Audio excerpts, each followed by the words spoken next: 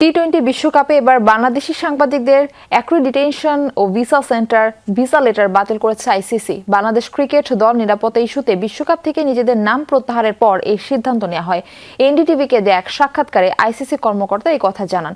এদিকে কেন সাংবাদিকদের আবেদন বাতিল করা হলো তা জানতে চেয়ে আইসিসিকে মেল করেছে বিসিবি। আইসিসির সিদ্ধান্তের পর টি-20 বিশ্বকাপে বন্ধ হয়ে গেছে বাংলাদেশের দরজা।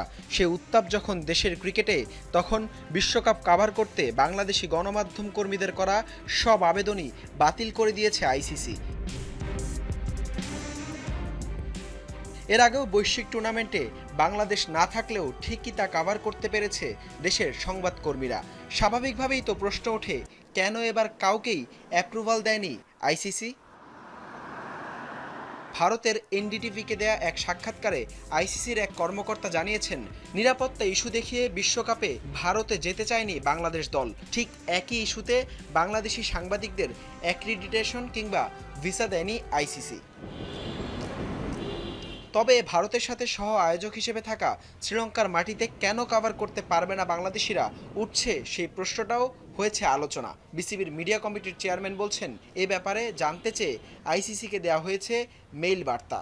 এছাড়া হচ্ছে আপনার ওই ফিফা ওয়ার্ল্ড কাপে আমাদের দল কখনো পার্টিসিপেট করেনি, বাট আমাদের গণমাধ্যম রিপ্রেজেন্টেশন থাকে, যেহেতু আমরা ফিফার একজন মেম্বার। সো বিইং আ ফুল মেম্বার আমাদের হয়তো বা করতে পারলে ভালো হতো, সেই অপশন থাকলে ভালো হতো, বাট দেন এগেইন এটা ওনাদের ডিসিশন। সো এখানে তো আমাদের কিছু বলার নেই, বাট আমরা মনে করি যে কোনো ক্ষেত্রেই আমাদেরকে সেই সুযোগটা দেওয়া উচিত ছিল আমাদের গণমাধ্যম কর্মী। আইসিসির 12টা মেম্বার মধ্যে আমরা থার্ড লার্জেস্ট ভিউয়ার্স।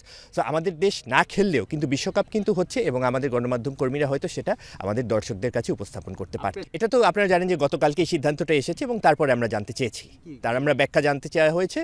এর আগে নিরাপত্তা ইস্যু দেখানোর পর বিশ্বকাপ থেকে বাংলাদেশকে সরিয়ে স্কটল্যান্ডকে নেওয়ার সিদ্ধান্ত দেয় আইসিসি। এরপর বাংলাদেশি প্রায় 100-র বেশি সাংবাদিকের আবেদন খারিজ করে দেয় ক্রিকেটের সর্বোচ্চ নিয়ন্ত্রক সংস্থা। এদিকে বাংলাদেশকে সমর্থন দিয়ে বিশ্বকাপ যাত্রা নিয়ে এখনও দোদুল্যমান পাকিস্তানের সিদ্ধান্ত।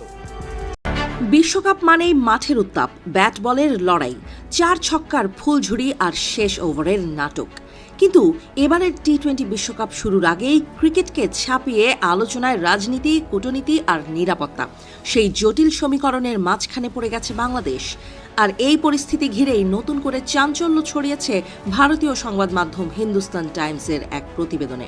প্রতিবেদনটি দাবি করেছে, পাকিস্তান যদি বিশ্বকাপ থেকে সরে দাঁড়ায়, তাহলে বাংলাদেশকে আবারও টুর্নামেন্টে ফেরানোর পরিকল্পনা করছে আন্তর্জাতিক ক্রিকেট কাউন্সিল আইসিসি।